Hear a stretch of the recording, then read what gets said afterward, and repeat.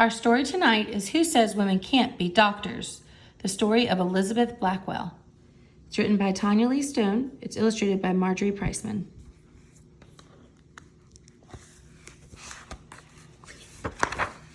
Who says women can't be doctors?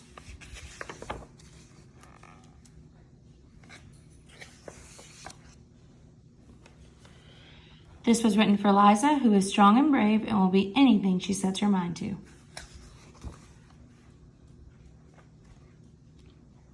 I'll bet you've met plenty of doctors in your life, and I'll bet lots of them were women.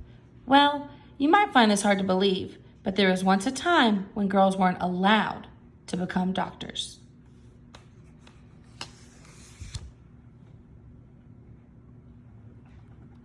Back in the 1830s, there were lots of things girls couldn't be. Girls were only supposed to become wives and mothers, or maybe teachers, or seamstresses. Being a doctor was definitely not an option. What do you think changed all that? Or should I say, who?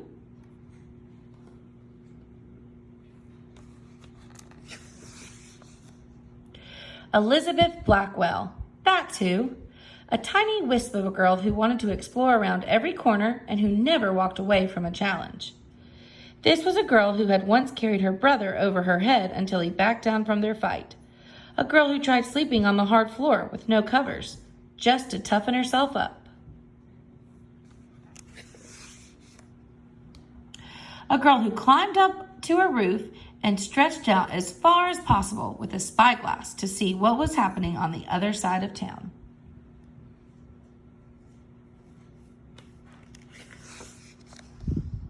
But she hadn't always wanted to be a doctor. Actually, blood made her queasy. One time, her teacher used a bull's eyeball to show students how eyes work. Elizabeth was repulsed.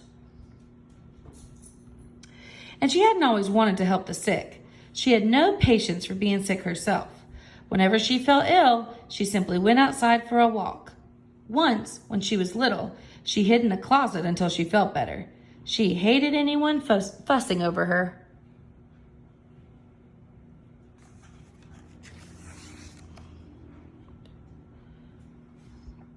So why did she become the first woman doctor? Because one person believed that she could and told Elizabeth she was just the kind of smart, determined girl who would change the world. That person was Mary Donaldson. When Elizabeth was 24, she went to visit her friend who was very ill. Mary told Elizabeth that she would have much preferred being examined by a woman. She urged Elizabeth to consider becoming a doctor.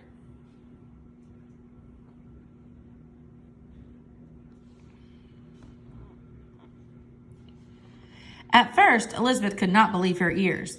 Even if a girl could be a doctor, why would she want to be one? But Mary's idea nodded Elizabeth. A female doctor.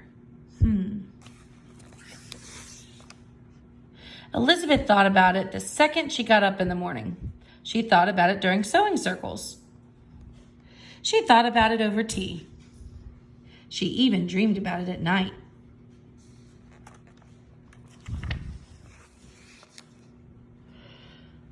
Finally, Elizabeth asked doctors and friends. Some thought it was a good idea, but didn't think there was any way it could be done. Others said it wasn't right. Women are too weak for such hard work. Women aren't smart enough.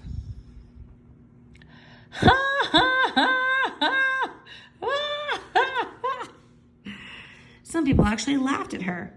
They thought she was joking. Elizabeth didn't see anything funny about a woman becoming a doctor. Elizabeth thought it was a fine idea, and her family supported her. She worked as a teacher to earn money and applied to a handful of medical schools, but they all sent back the same answer. No.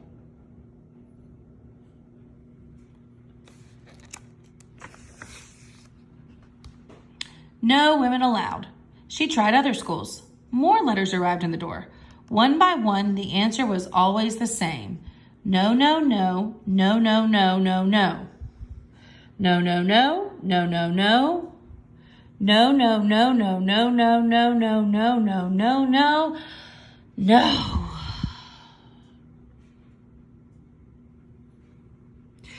28 no's in all. In different ways, the letters all said the same thing.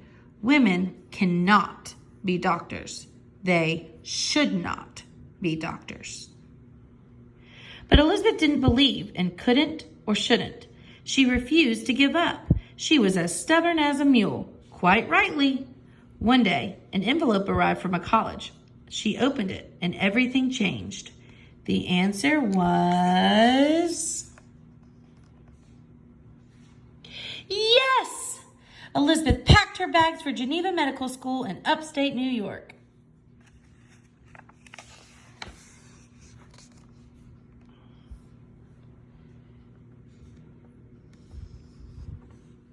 The townspeople were expecting her. As she walked down the street, some pointed and stared. They whispered to themselves that she must be wicked or crazy. Elizabeth thought that at least the students wanted her there, except they didn't. The teachers had let the students vote on whether or not to allow Elizabeth to come, and the boys, figuring the school would never really accept a girl, said yes. They planned to turn the whole thing into a big joke, but the joke was on them.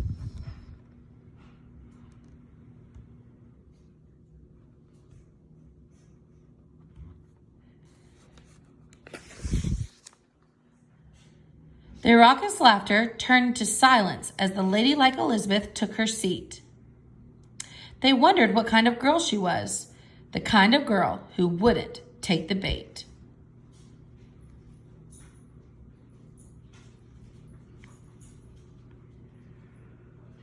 Some thought a girl wouldn't be able to keep up, except Elizabeth did keep up, often studying past midnight.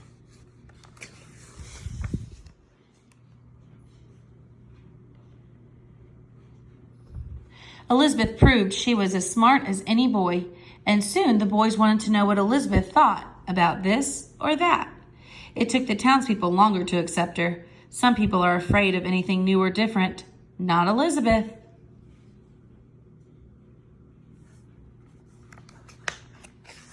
Class of 1849. On January 23rd, 1849, Elizabeth graduated with the highest grades in the whole class. She had become the first woman doctor in America. Although many people were proud, others were angry. One doctor even wrote, "I hope, for the honor of humanity, that she will be the last."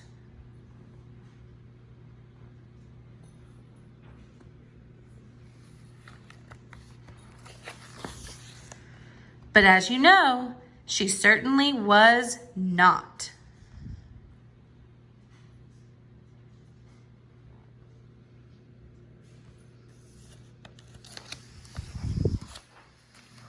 Author's note. Elizabeth Blackwell was born on February 3rd, 1821 in Bristol, England. Although it was quite unusual for the time, her father insisted on making sure his daughters were as well educated as his sons. Her family moved to the United States when she was 11.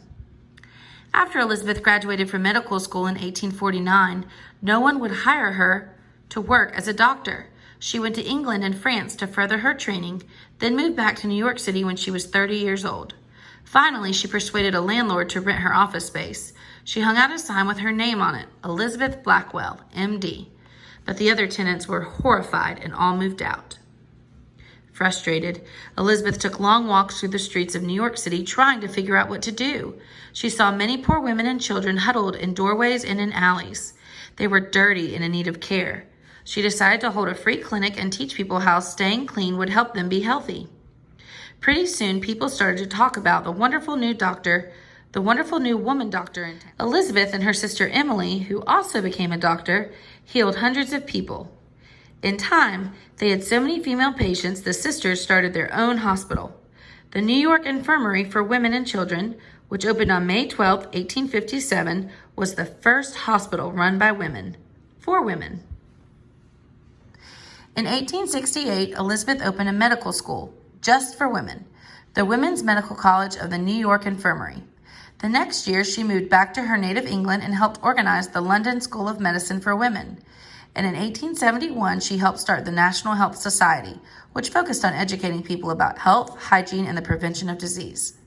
Elizabeth never married, but she did adopt a girl who was an orphan. Her name was Kitty Berry.